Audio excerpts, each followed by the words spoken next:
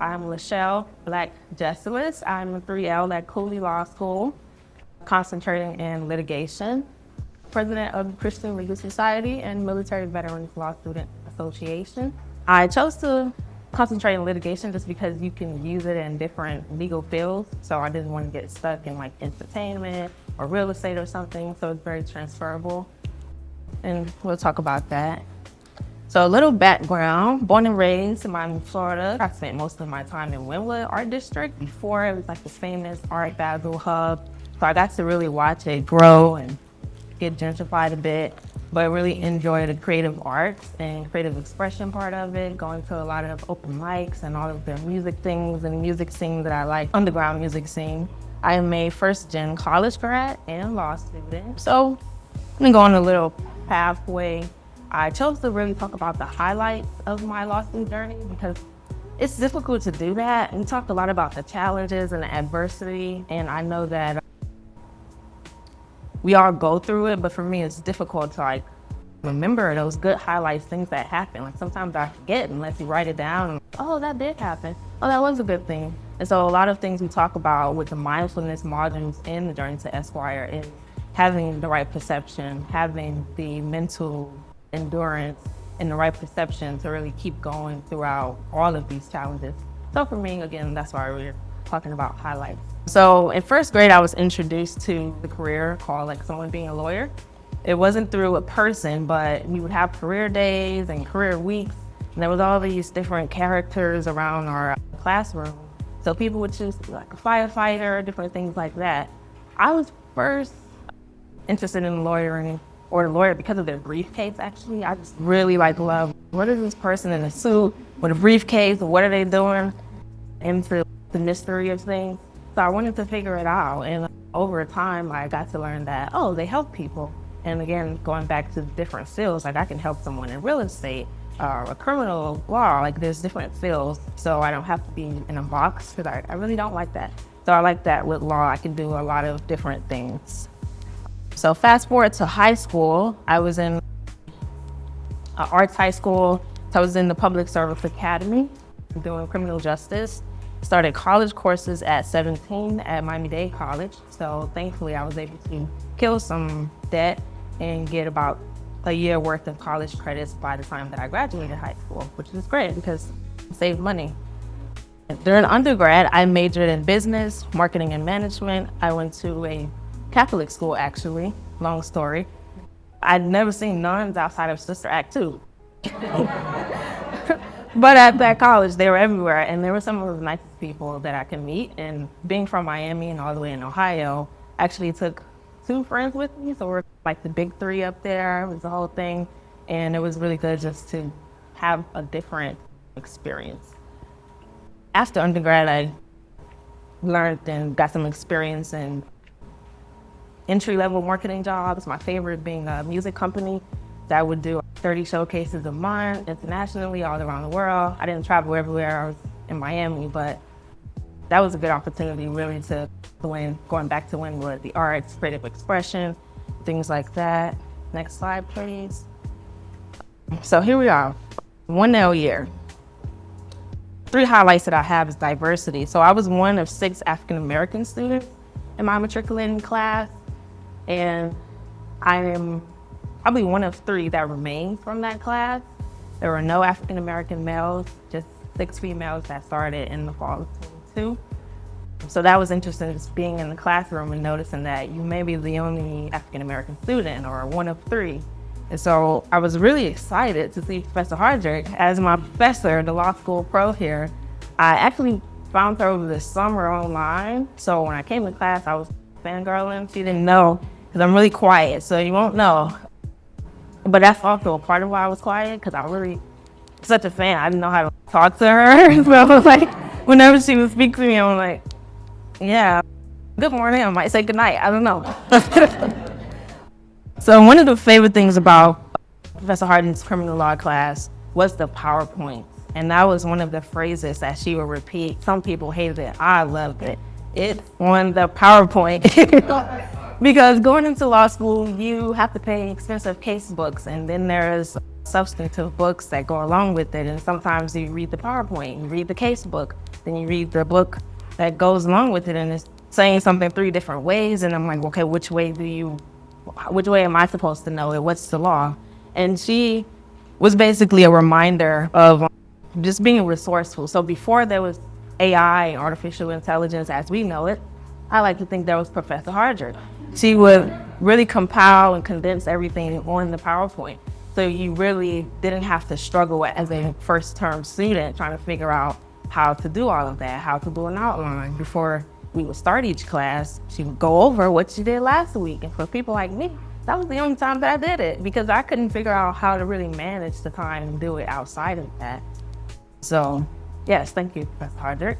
That's a lesson that continues to build, as we would see. Last highlight for 1L year was seeing Supreme Court Justice Ketanji Brown Jackson. So I chose this photo very specifically. Can anybody guess why? There we go, the hair. When she's in the black robe, it contrasts. You don't really get to see it. But her hair is really what stood out because throughout law school, we learned a lot about the academic side, professionalism, but a part of that struggle for professionalism, especially as a woman of color, is your hair. Like when you walk into a place, that's what people are seeing. And for 1L year, for me, it was like a big poof, and I didn't know what to do with my hair. Like cook and clean, I could do that, but hair never was my thing. And so when I saw her, I was like, there we go. There's the standard. Like she is Supreme Court Justice and she has locks. So that really helped me to decide, should I lock my hair? I think I should. Because you wake up, shake and go, and it just works. It's liberating, it's freeing. And just seeing her, it really helped to uplift me, to empower me to make that decision that this is also what professionalism looks like with locks. 2L year, there's a lot more slides on this year because there was a lot of lessons to be learned. But from those lessons, made the Dean's List for the first time, booked my first class for the first time. Shout out to Tyrone. His essay outlines were so helpful to really help me through biz orgs. That was a tough class. And also Trial Skills Academy. So in the Trial Skills Academy, we went through trials from the intake process all the way to doing 3 trials at the end. It was every weekend, Saturday and Sunday from 9 to 5, so you had to sacrifice to be there. But it was a great opportunity for me to build my voice, to meet some great people like Amber, and finally have a little village of people because prior I was a loner, I wasn't in any clubs. I was just trying to keep my head above water to figure out how to do law school. And so this was a great opportunity for me, going back to the arts, to apply substantive law, but in a creative way, learning that some of the things I'm learning, like this is sounding like performing arts. You have a script, you have to introduce evidence a certain way. When you are creating the openings and closings, you're telling a story, you're creating things because facts are obviously in the evidence. So when you are opening or closing, you want to paint a picture through your words. And I really liked that. That was my favorite part. As I said, we participated in 3 trials, submitted a memo to district court judges. So it was really intense, but it really helped me to amplify my voice. It helped me to feel like I was doing the law, practicing it outside of the classroom and memorizing things. So I really enjoyed it. Next slide, please. So this is my office. This is where I spend a lot of time preparing. And one of the things during 2L that I learned from Professor Hardrick was that you have to practice. I think someone said it earlier. You can't study, you have to practice. And until my 2L year, I did not get that. I was preparing for class, reading 20 briefs. We go to class and go over slides, and I'm like, what? I've been up since 5 in the morning. What is happening here? And I didn't know how to prepare for the exam because I spent so much time fixing notes, making sure I read the cases, and then I had no time to practice for the exam. So then my grades come out. I'm like, what is this? I did everything in this note. You didn't practice the test. One time I met with Professor Hardrick, 30 minutes, and it was life-changing. She said, we went through a few questions, and she's like, what are you doing wrong? I'm like, I don't know. I'm writing this, I'm writing that. Just how long is it taking you? I'm like, I guess forever. It's too long. She's like, why are you writing down things that are already written down? And I'm like, what kind of question? that. Isn't that what we're supposed to do? You have to take notes. The professors tell you gotta read everything, write everything. So that's what I'm doing. But it wasn't working. And so that's one of the things that you learn, that you have to craft this experience to you. People will give you all of the advice about, oh, this is how I passed and this is how I passed. But if you can't tailor that to you, that is not gonna help you. So I'm glad that I learned that lesson now before it's time to take the bar. 3L year.